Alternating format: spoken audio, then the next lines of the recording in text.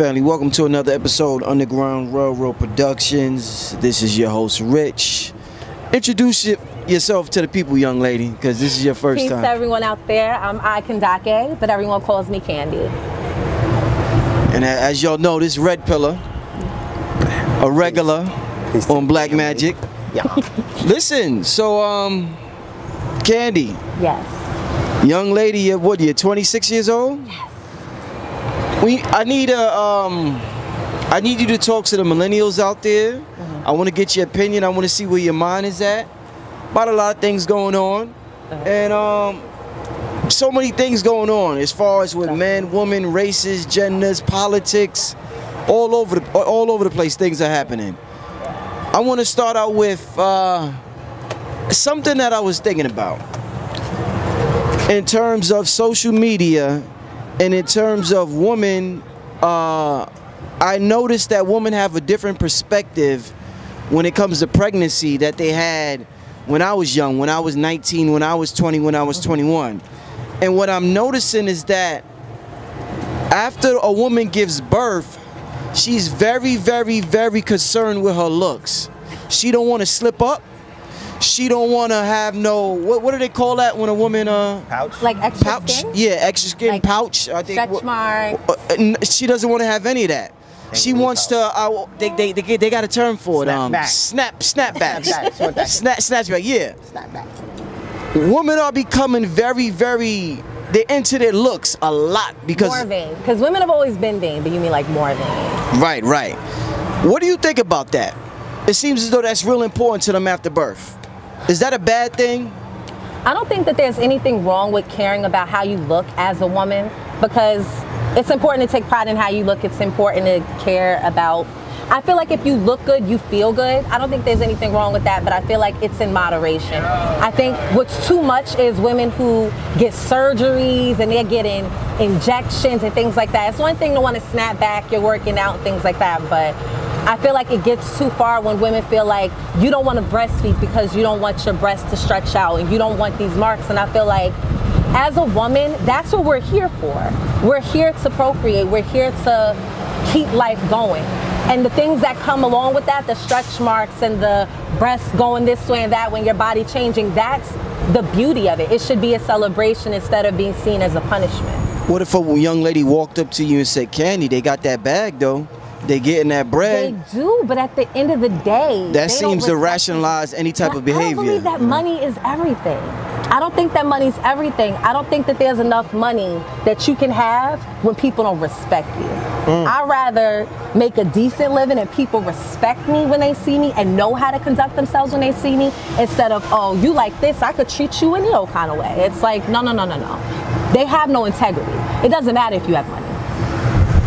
No one's marrying them. The people that married them, it's everything is just a show. Well, the thing is, Candy, women that behave in that manner, dress like that, it seems as though they're getting entertained as the ball players, the ballers. It's crazy. So if they got, if you in the jungle and you got the most fierce lion in the jungle with the most, the best fur, it seems as though the strippers and the girls that's getting the plastic surgery is getting those guys. Yeah, but at the same time, the way I look at it is, what kind of woman would want to be with a man that only values me for how I look? Those relationships last for seconds. There are shows upon shows upon shows of, oh, I dated this one. I was with this one. So then it's like, does it matter how bad you are if nobody actually wants to build with you? So. Definitely. Would you like to add on any of that, Red? Man, there's a new industry that was formed when social media blew up and when reality TV blew up. There's called social currency, which is basically the currency that attention affords you, and it's a part of the beauty industry. You don't have to have talent anymore. You just have to have a bad body, right? You really don't even need a story. You don't need to do anything but look good and sit there. You just gotta look good and do the duck face. Anything. What's the face they do? What's the puck face? Give me the face. You know what I'm saying? So as long as you could do that face, you have a shot now at becoming part of this new industry. Black China's a part of it. Kim Kardashian is a part of it. Amber Rose is a part of it. So now, so many. And in this time when, you know, they're slut shaming you know, Kevin Hart for being, for practicing infidelity, my question to the public would be, well, goddamn it, I thought sluts were winning. I thought hoes were winning, and I thought that we are celebrating hoes in this society, and you're not supposed to slut shame. But these women that they're celebrating, they would be the woman who would sleep with the married man. Very true. They would be the women, they have been women who took married men from their wives and made them bait. So I don't, you know, they're sending mixed signals to our children, not just our children, the sisters, the grown women, grandmothers are being influenced. You have grown women who are obsessed with the Kardashians. It's the weirdest thing I've seen. Grandmamas, okay? You know what makes it even weirder to me? The fact that they're women who copy black women, and then black women copy them copying us. Now that's not all black women, but there's a huge chunk. There's no way these women have like millions upon millions of followers. You have black women who are copying women who copy us. These women have their butts done, their breasts done, their thighs done, their lips done, everything. The collagen. Yeah, so. And those are the people that we look at and say, this is how I wanna, this is who I wanna mirror. It's weird. I mean, it happened with Marilyn Monroe. It happened with, you know, it's happened throughout the ages. I agree. And it's weird that women still look up to Marilyn Monroe as well, because she's not someone I feel, there's so many black women that came before us that did so many great things, beautiful, radiant, gorgeous women. Yes. And you picked the woman who was sleeping with the president, the woman who was a side chick, the woman who hypersexualized herself. That's who you want to be. When you look at this, you know, how Western society painted the Marilyn Monroe, you know, image of, and it was a spin-off of the pinups. Right. The pinup girls. I forgot the name that they gave them, but I believe that she was one of them. The women that the soldiers were having their lockers and whatnot. Like a pinup. You know what I mean? Yeah. So Western society sells sexuality, but just like the Kardashians, her skill was the fact that she was a sexual deviant, you know what I mean? Like, she was promiscuous, and they were not selling her beauty, they were selling her sexuality, they were selling the fact that she was promiscuous. Right. You know what I'm saying? And Pamela, that's what people celebrate. Yeah, Pamela Anderson, they pushed her, they were not selling her beauty, they were selling the fact that she was a celebrated harlot. You know, I think the thing is, I noticed that there's like another thin line between hypersexualizing yourself and women who consider themselves sexually liberated. And because so many women tread that line, it's very hard to hold, sometimes it's difficult to hold women accountable for the way they carry themselves. To me, I think it's one thing to be sexually liberated, and I understand that our sexuality is our power, but I think the problem is the way that it's being used. It's being used to get material things. It's used for attention. It's not used for anything of substance. Everything that they do is things, everything has to be a stunt. Everything is just about getting attention. So. No doubt. What do you think? I mean, the younger generation, when they hear you talk like that, one of the first things they may say is that you're hating. So, how do you respond to somebody who thinks anytime you criticize somebody that's doing something that you consider not good for the black race, that you are a hater? Red pill, you're a hater. You a Joe Budden hater, and she's a young hater. Like the real, just grimy hater. Right. How do you respond to that? I don't care. Yeah, it means nothing. I don't really care what anybody's opinion is on how I look at certain things. I know if I'm gonna be raising children in this world and I see things that aren't looking right, then I'm gonna comment on it. You could say it's hate. I call it progression. What's the point of smiling and going along when ultimately these women are shaping the pop culture? They run the entire pop culture. So someone should be like, you know what? No, this isn't right. Someone needs to know, no, you're not crazy. If you don't agree with the way they do things, if you feel like they don't respect themselves, me either. I'm over here, I'm talking about it. It's not hate, it's calling a spade a spade. Fact. You're hypersexualizing yourself. You have no talent. You contribute nothing to society except looking good. And it's a lot of women that can do that. Yeah. What does black girl magic mean to you? Black girl magic. Black girl magic to me is a declaration and a celebration of black women finally accepting ourselves and saying no more will we have little black girls growing up not feeling beautiful. feel like even as a child, the beauty industry starts attacking us from young. You have us wanting the white Barbie doll. We want the good hair. You know, certain people, even, you know, colorism, certain things affect how you feel as a girl. So Black Girl Magic is like, no, everything. The freckles, the stretch marks, your afro, your locks, your baldy, however you feel, whatever makes you feel good about yourself and being a woman, that's Black Girl Magic. Is it Black Girl Magic if a woman has on a wig or a weave? Is that still Black Girl Magic? If she feels good about herself, it's another level of Black Girl Magic. If I just got my hair, because I'm a woman, I love my natural hair, but I like to wear protective styles or weaves or whatever, you know, we want to call it. I like to switch it up. And I don't think that one defines if you love yourself or not. If you feel good, you're confident, then that's Black Girl Magic, because you're going outside, you're walking confidently, and people are gonna feel that. So that confidence, whether it's a wig, a weave, your afro, your locks, still counts. Well, if the brothers started wearing their hair like Young Jock and they had the Malcolm X comb, would you be cool with that, like you cool with the sisters, or would you say this is ridiculous? I've been seeing lately over the last year and a half, Black men have been getting very creative and expressive with their hair, and I'm here for it. I think Black men should be in a space whereas express yourself how you want, wear your hair how you want, dress how you want, because women have been able to do it and Black men have never had that space. And I think it's time. I love when I see Black men do stuff that's different and not the usual with their hair. I think that's dope. In terms of, some people say there's a lack of female presence in these liberation movements, whether it be the the conscious community, whether it be if they attend lectures, they don't see that many sisters in the lectures, whether it be YouTube speakers, they don't see that many sisters speaking out on certain things on YouTube. Why do you think that there's a lack of female presence in these type of movements? All right. One reason is because a lot of women are still stuck in religion. And I feel like a lot of men, I definitely feel like a lot of men came into a certain level of enlightenment before a lot of Black women did. A lot of women are emotionally attached to their religions. So now that it's becoming more widespread with women, the men have already been here building their platforms. So there are a few sisters, but that's mainly it. Ego. Men have a lot of ego. Sometimes they don't want to share that space with a woman. I definitely feel like some men don't believe they could learn from a woman, so they don't give them the opportunity to speak. I think it comes down to a lot of ego as well.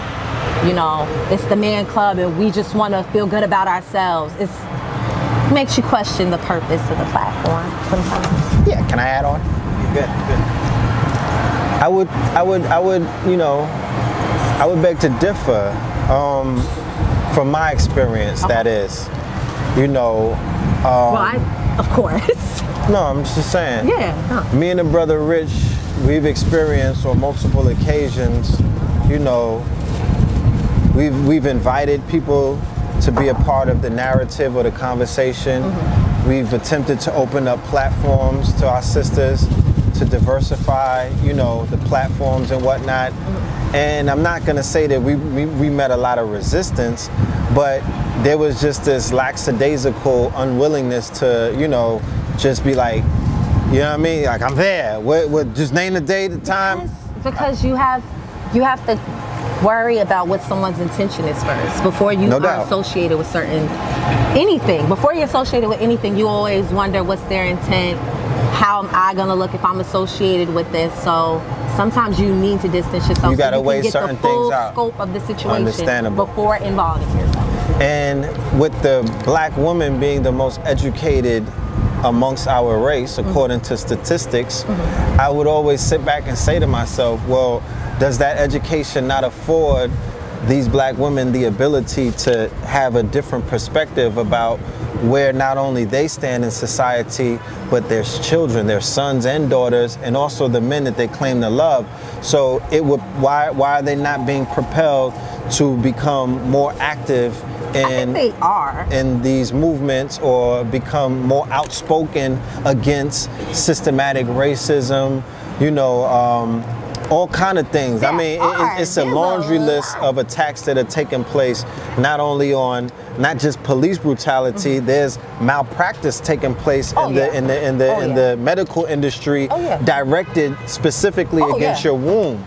You know what I mean? Cancer. Absolutely. Well, I'm just saying, there's cancer. There's hysterectomies where they're cutting the womb out, and it's not, and they need that. The cause of, you know, the cause of these fibroids are not being, you know, properly diagnosed. A lot of things that are taking place, and I'm like, damn, you know, we should have more voices on the front line from our sisters echoing these, you know. I definitely think there's a lot. There are absolutely, I follow a lot of women who do that. Yeah. It's just, I feel that it hasn't caught on yet to the level that it needs to in order for it to be more impactful, but I definitely feel that there's significantly way more women stepping up and speaking about what's going on. When I was a member of Black Lives Matter Greater New York for a moment, yes, I noticed when I went to these rallies and these marches, or whenever I would go to anything that has to do with fixing the community, it's significantly more black women than there are black men. If men at all. I do agree. Can I ask a question? Yeah.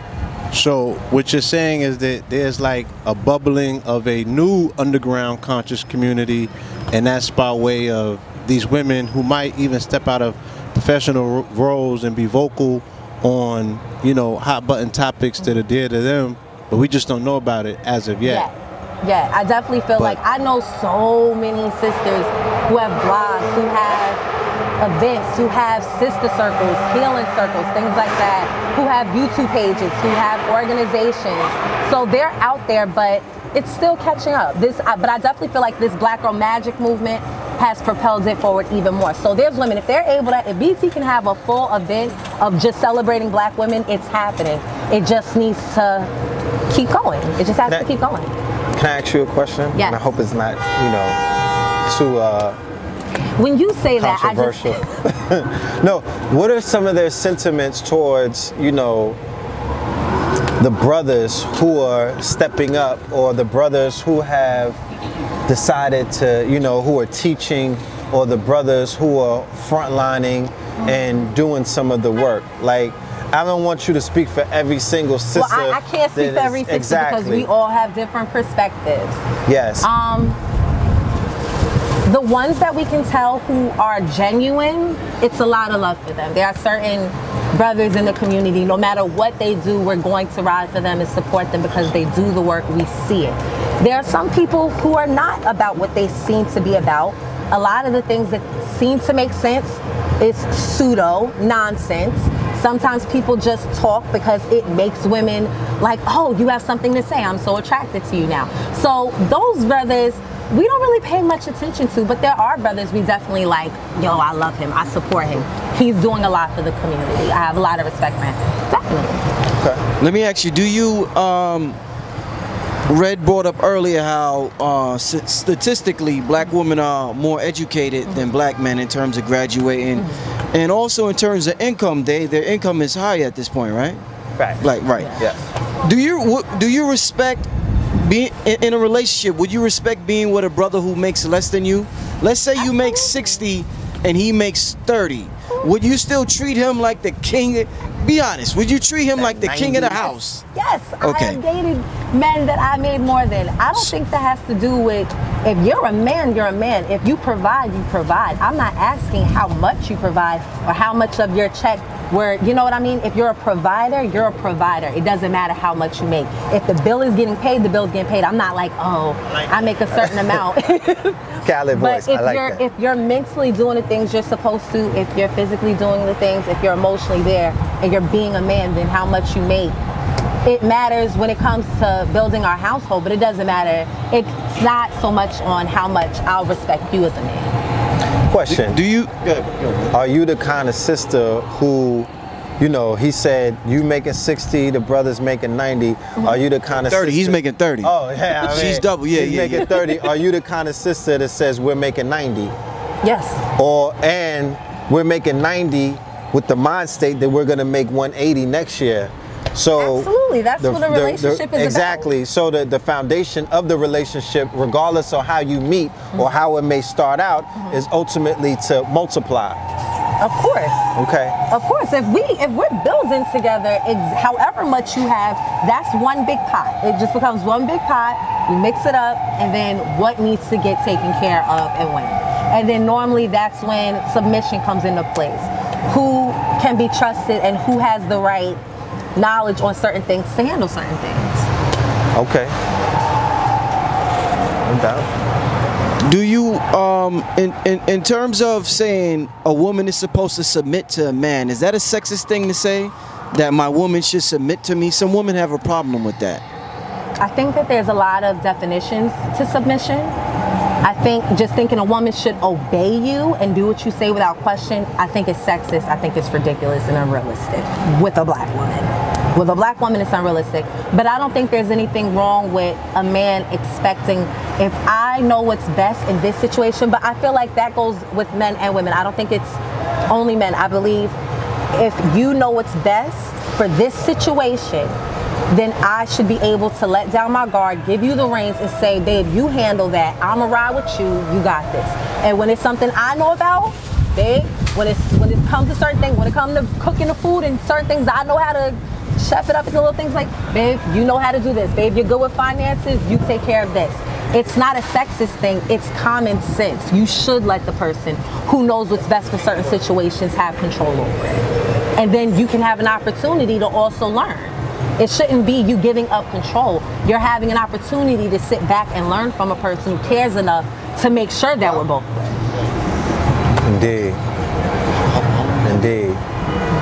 Can you share with the family from your perspective as a millennial and, you know, a sister who I'm sure has conversations, you have your sisterhood circles and whatnot, what are some of the biggest, you know, obstacles that the relationships are facing these days that we're not seeing a lot of relationships, the longevity in a lot of relationships last? We're not seeing a lot of, you know, I know a gang of single people. I know a ton of single people. Yeah. So what in your humble opinion is some of the obstacles that are getting in the way of this divine union taking place? Social media,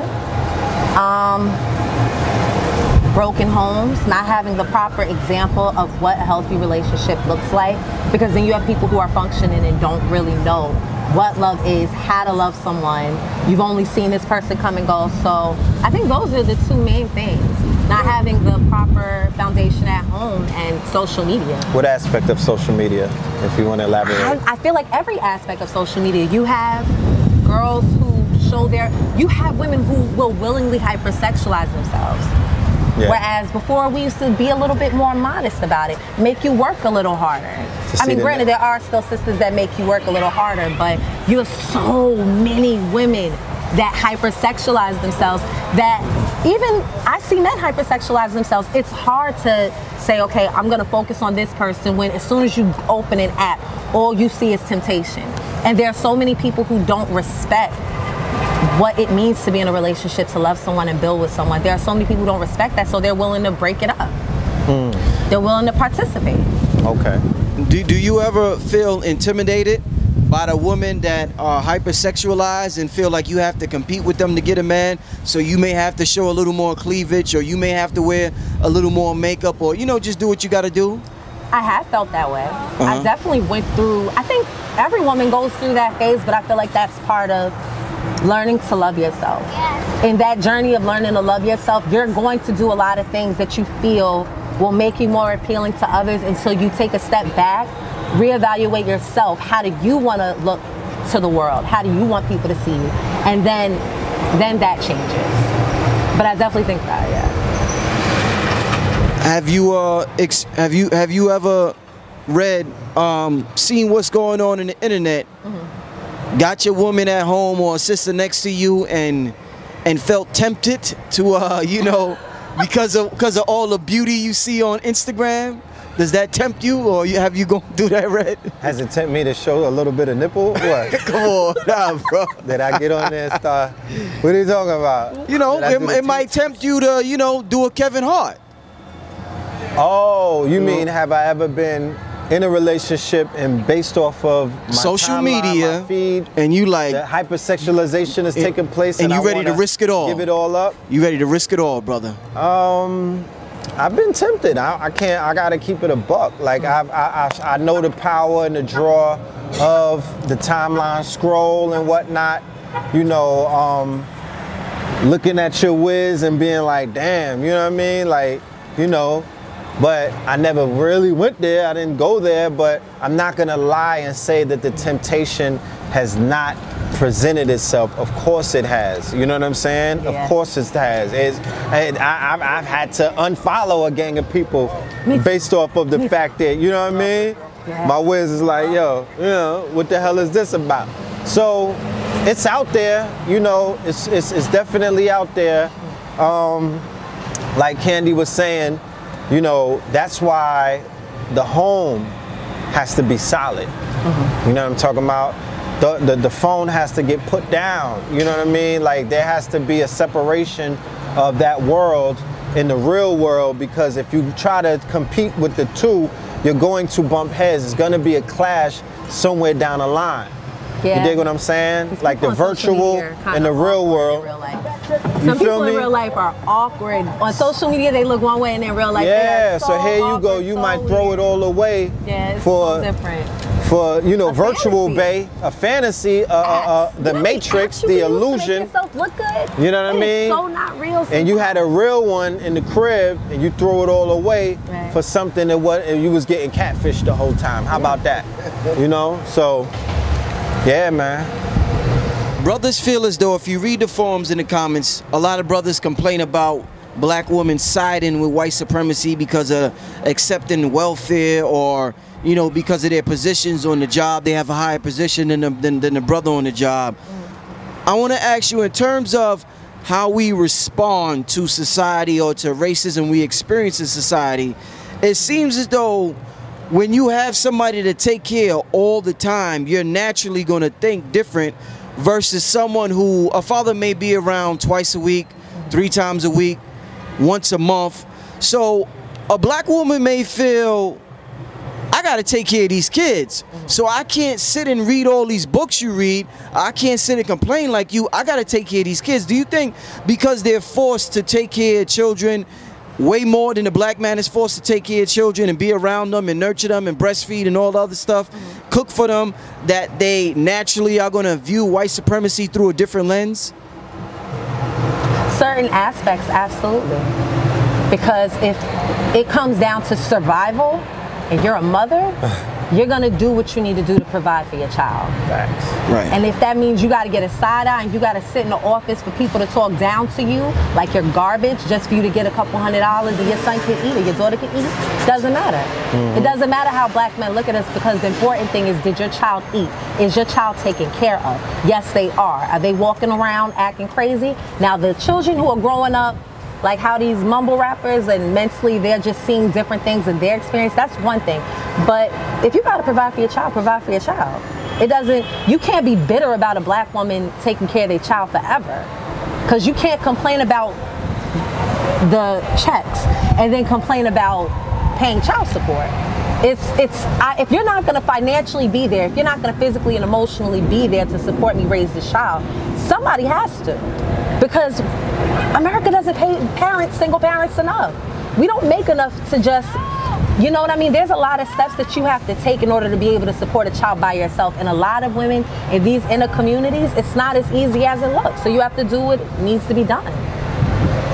Yeah. Add on to that, Rick? I definitely understand what it is that you're saying.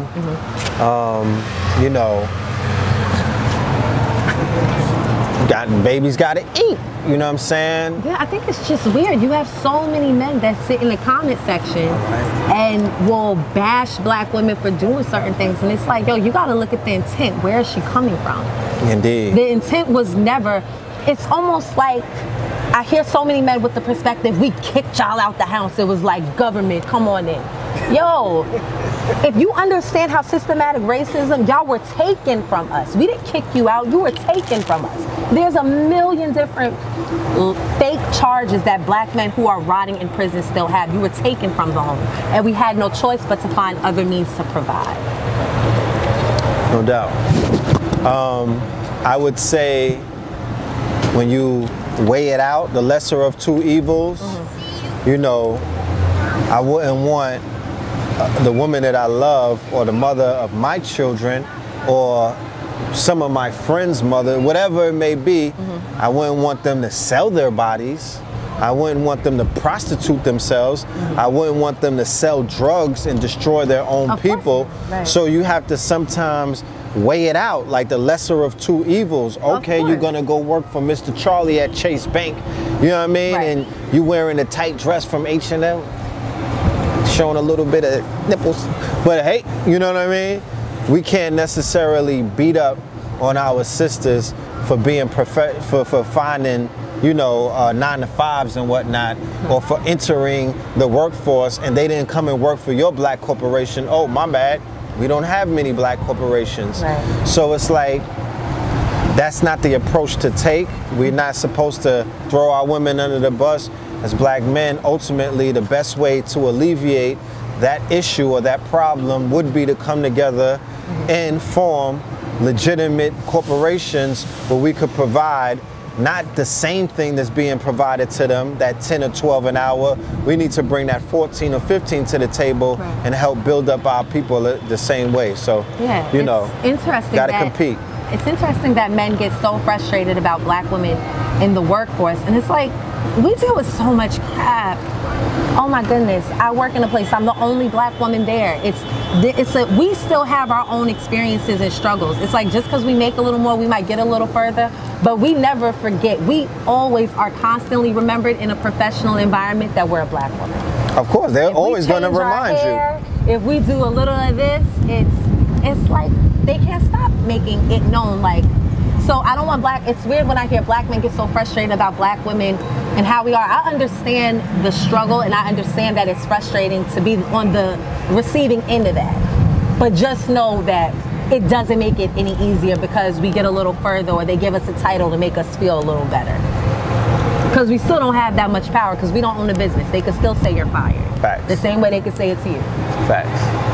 Do you feel offended when you hear a lot of brothers complain about the American black woman and say you're too aggressive, and because of that, they have to go to Brazil, they have to go to the islands, they got to go wherever, they got to go anywhere but here because the American black woman almost acts like a man?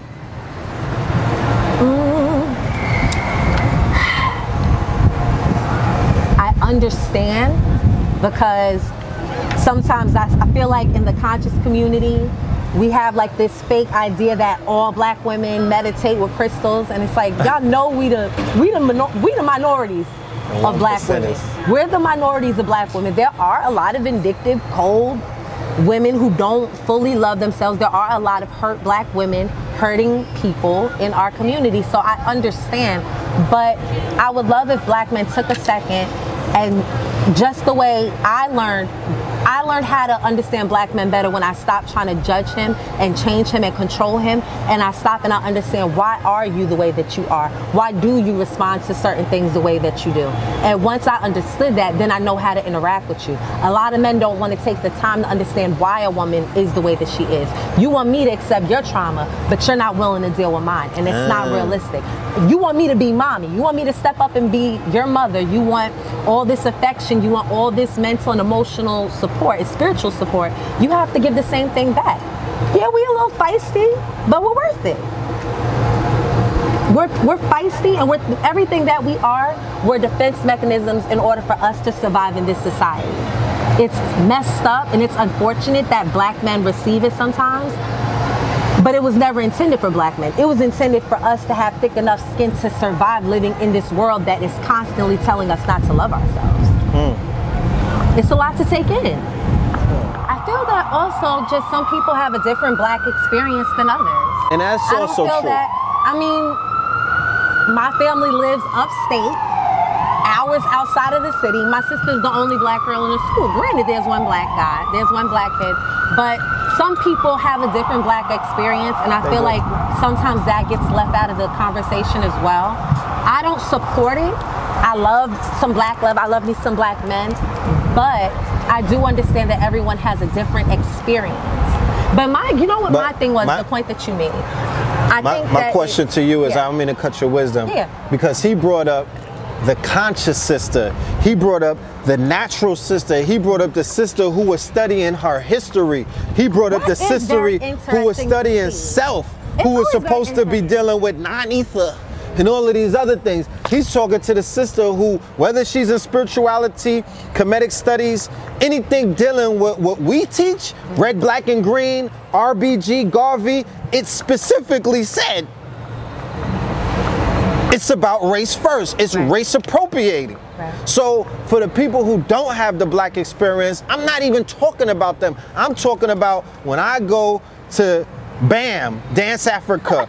I'm talking about when I go to the International Arts Festival in Brooklyn at Commodore Park. I'm talking about, well, not really Afro-punk. That's a whole nother conversation. But I'm talking about cultural experiences, cultural festivals, and how the hell, like what part, I don't get it. Like, when did y'all even have time to talk? When? Like, what the hell did he say to you? I see with men and women, and I don't care for it.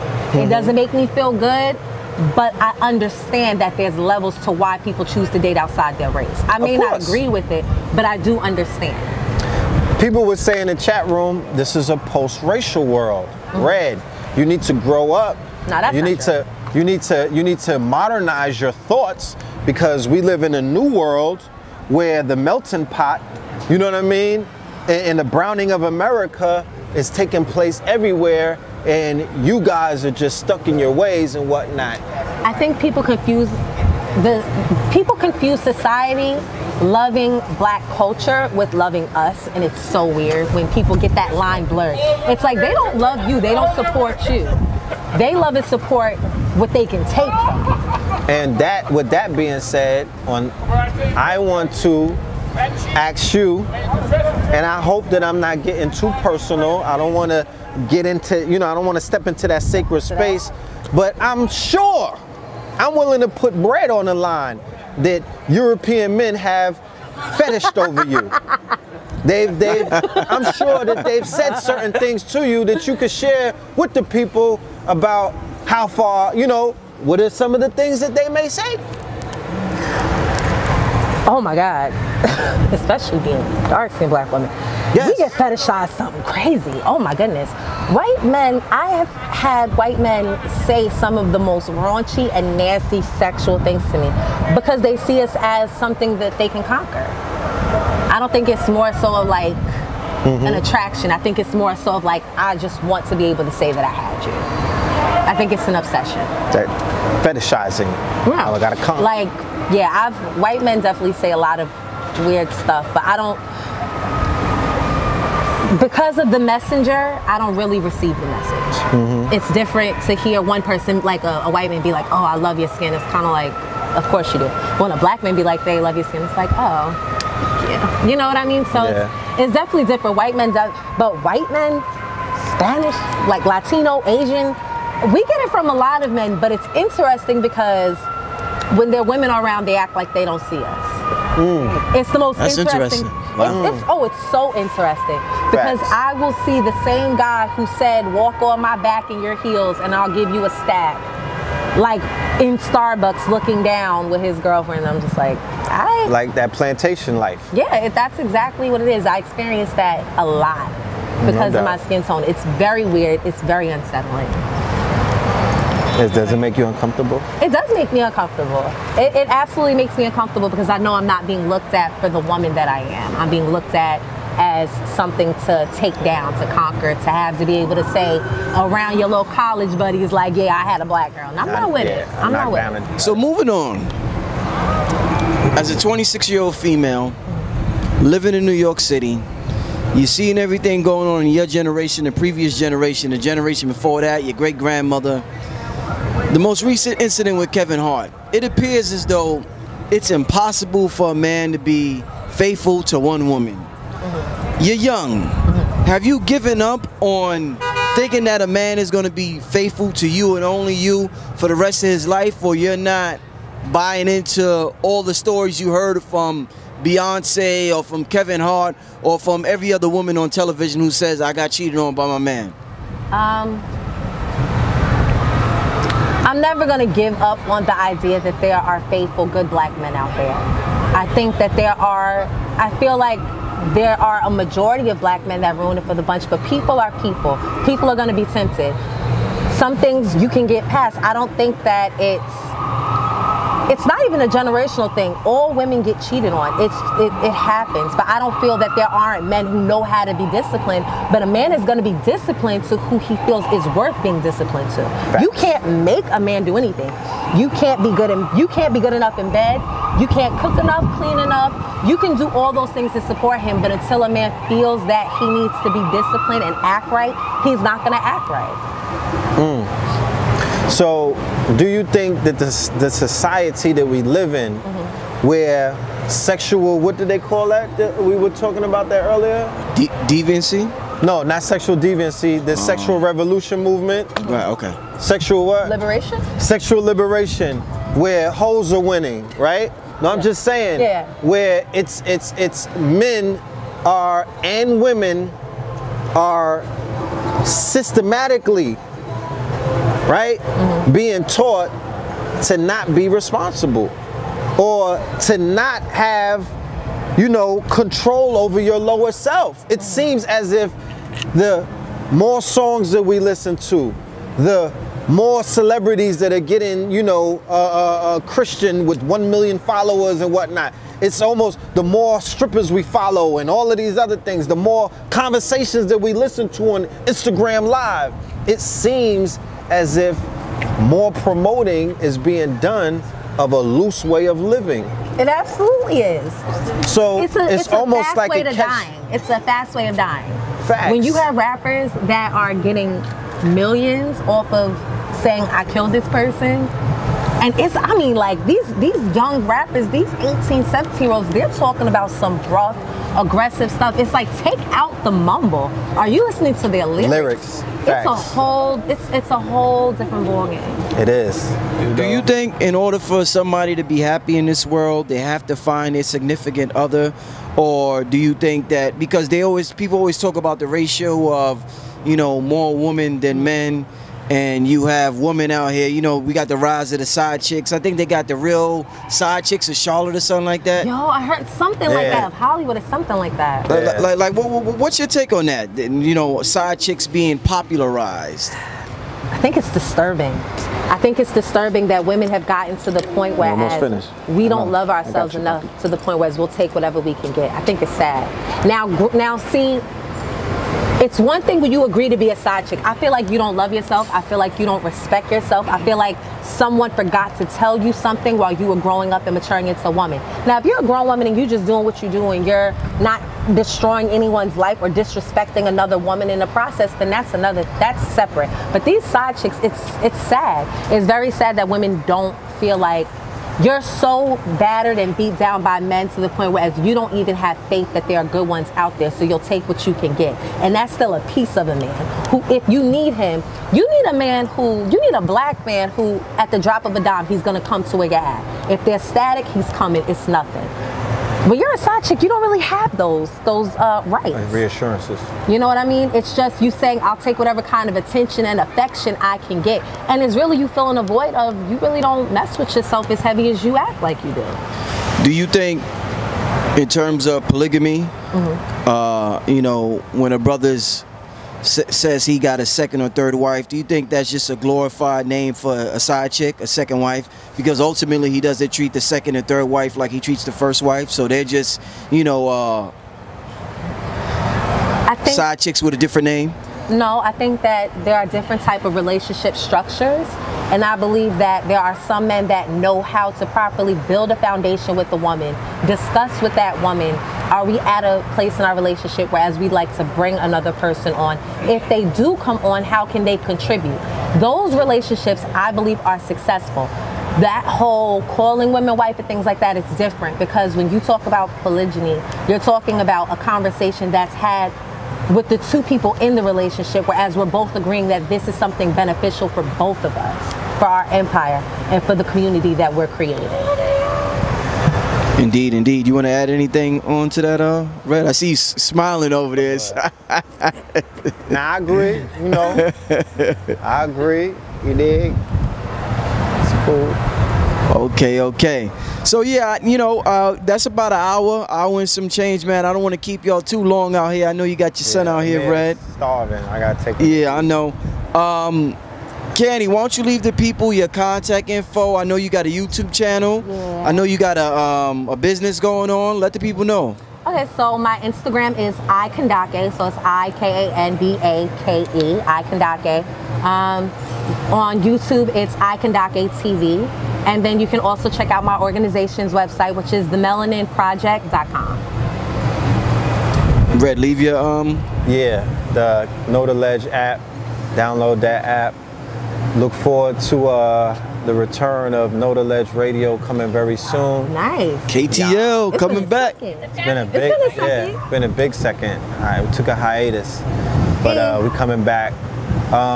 We'll be in Durham, North Carolina, the end of September with Sabir Bay, Blue Pill, Red Pill. Go on my Instagram, EL_Filthmore, to check out more information on that. And we got other dates as well, but we'll stick with that for right now. Love and light to the family. Yes, peace. All right? And if I offended anybody... You don't care. That's that Joe Budden. You see? He's like, if I did, you didn't say sorry. You was just like, ah. Yeah. You know what I'm talking about? Peace, family. This Brother Rich from UGR, urging all my viewers and subscribers to help support the channel by donating just $1 to the UGR PayPal account. We appreciate the viewership and support, and we understand the power of $1. If you benefit in any way, shape, or form, we ask that you donate $1, whether it be monthly, bi-monthly, quarterly, or yearly, so that we can build our brand to compete with the NBCs, the MTVs, and the Foxes of the world. I figure since Kanye could ask Mark Zuckerberg for $1 billion, I could ask my subscribers to donate $1 so I could make the best possible content possible. The main objective of this channel is to inspire you to become the greatest version of yourself. So hopefully throughout the years of you watching this program, you have been inspired to become the greatest version of yourself. If you would like to donate, you could go to www.paypal.com and send a donation to richandmerit7@yahoo.com. Thank you and enjoy the rest of your program.